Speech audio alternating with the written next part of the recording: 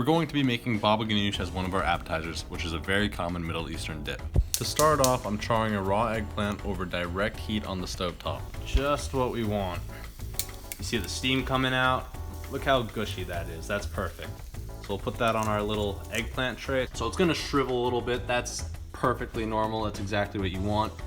And we'll just let the steam escape with a knife to open it up, and that'll actually help the juices escape too, so you can just turn it upside down like that, and we'll just let it sit for a little bit. And now while that's cooling, we want to gather all of our ingredients together for the baba ganoush.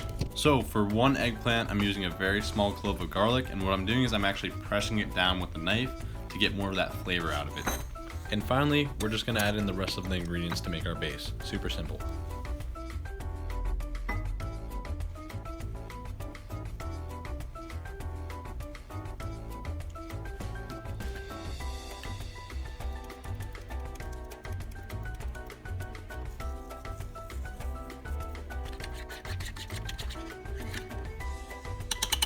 I am also adding a little bit of the leftover juices from the eggplant, as that will give it more of a smoky, authentic flavor.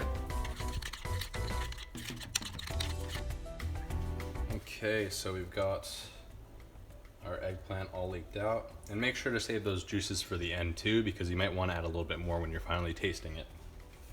So this is the slit that we cut earlier, and we're just gonna carefully open it up. At this point, you want to have a spoon ready. Okay, so don't worry too much about getting these little bits in. Just try to pick them out if you can.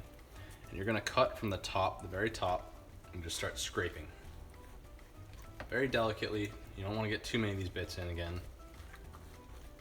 Just carefully scrape it out onto the cutting board. You can always just look through it, try to pull some of these bigger pieces out. Again, it sort of gives it that authenticity, that rusticness when you have a few bits in there, so it's okay. All right, so right now I'm just simply chopping the flesh up. No need to put it in a food processor, that's just extra work.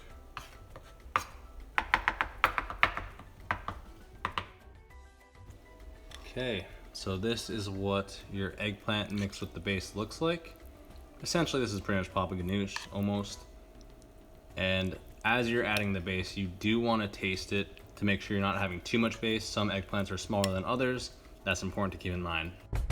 It's important to make sure that you're making little indents with the spoon so you can drizzle some olive oil in there, and all you have to do is garnish with a little bit of parsley, sumac, and pomegranate seeds, and you'll call it a day.